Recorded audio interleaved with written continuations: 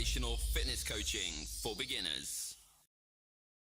Usually we don't see catastrophe coming, but now that you've been blindsided by this crisis, are you focusing on what you've lost or are you focusing on your future? Today we'll be talking about the second step necessary to overcome any crisis. Stay tuned until the end where you'll get an opportunity to share your vision of your future. You're listening to Trying to Fit, a motivational fitness podcast meant to guide beginners to getting fit through the proper mindset, planning, and actions. My name is Vladimir, Coach Glad Simeon, and I'm a health fitness specialist with a philosophy to keep fitness practical so that it's easy to start and maintain. We're here to get inspired to get healthier, learn from the successful, and overcome whatever is keeping you from getting fit. Are you ready to put in work? Let's get started. It's time to get busy. All right, warm-up time. Let's get started. Welcome to Trying to Fit. I'm your host, Coach Glad, and I want to thank you for tuning in. This is our second ever episode, and we're in the middle of a series to help people to mentally and emotionally get through crisis. Last week, we learned the first step in the 5 steps to overcoming any crisis. And the first step was gratitude, and we learned why gratitude is necessary to overcome any crisis in life. We also got a chance to participate in a 7-day gratitude challenge. If you haven't gotten a chance to listen to it, you can download it on any of the major platforms. Just search for Trying to Fit. But today, we are going to learn step 2 in the 5 steps of overcoming crisis. Are you ready to get started? All right, time to put in the work. Ready, set, go. Last week, we learned that gratitude is the first and hardest step to overcoming any crisis. And today's step is no walk in the park either. But you have to do the difficult things to overcome the difficult things in life. And if you take these necessary steps, you will be able to outlast, endure any adversity that is coming against you. Today, we're going to be learning step 2. And step 2 is finding hope. So what is hope? Hope is defined as a feeling of expectation, desire for a certain thing to happen. I like to say that if faith is running a race, hope is the finish line. And hope is very powerful. Christopher Reeves, who played Superman back in the day, once said that once you choose hope, anything is possible. And I believe that anything and everything is possible with hope, because hope gives you the right perspective on your current situation, and it gives you the strength to get through it. Hope allows you to believe for better right in the middle of your adversity. Hope allows you to say that this is not the end for me. Things will get better. It will change for the better for me. And allow me to explain why I believe that hope will help you to overcome the crisis that you're in. This is me making my case for why I believe that hope is necessary. Imagine that hope is a boat that you are on in the middle of your storm. And the only way that you're going to survive the storm is if you stay in the boat.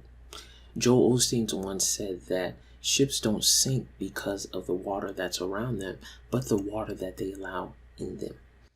You cannot stop anxiety, fear, doubt to enter your boat, but you don't have to allow them to stay. It's your boat. Once they come in, you have to force them out, and you have to remind yourself of your future, of your hopes, of your dreams, of your desires. Because without hope, you won't have the motivation to go through this adversity. And hope allows you to dream of a future, even though you're growing through your present situation. Let me say that again. Hope allows you to dream of a future while you're growing through your present situation. The storm that you are going through is going to change you, but is it going to change you for the better or for the worse? Are you going to be so stuck on the past and what you have lost, or are you going to fight for your future? Back on New Year's Eve, you had dreams, you had goals of what this year was going to be like. And I'm here to tell you that all that stuff is still available.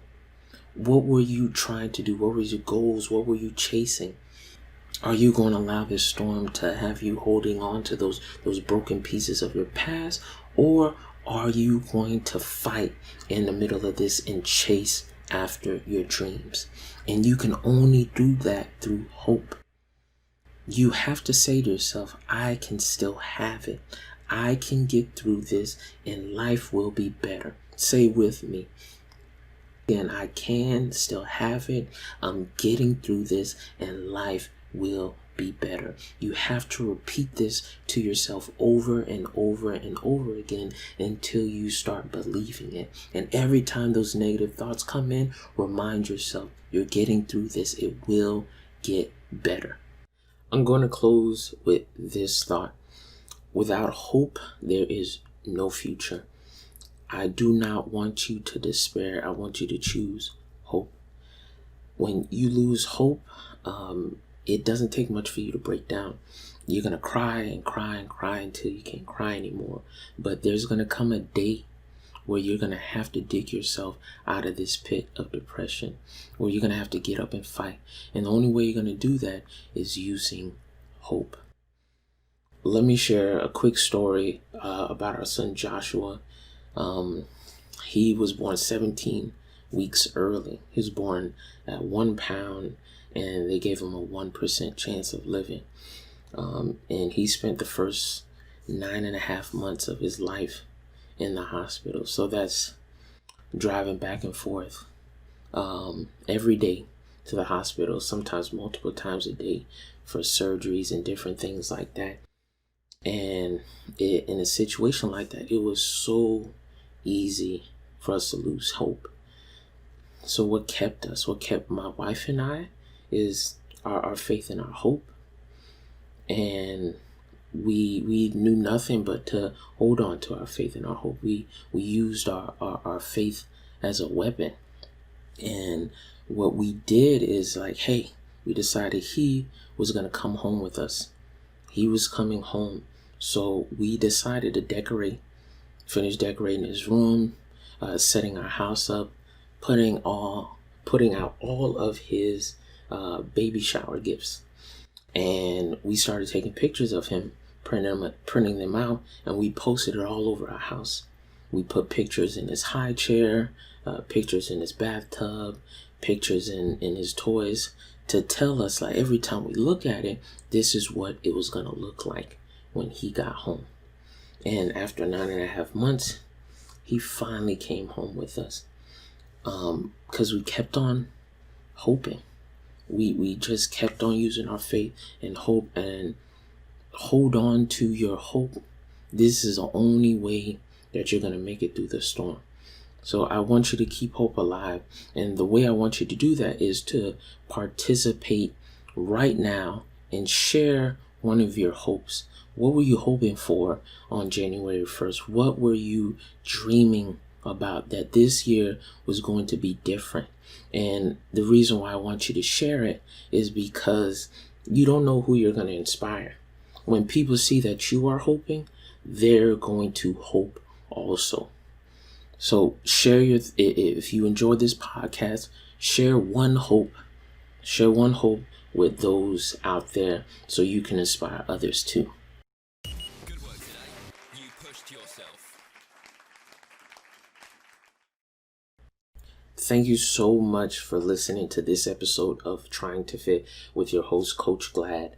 We're going to continue this conversation in our online community on Patreon.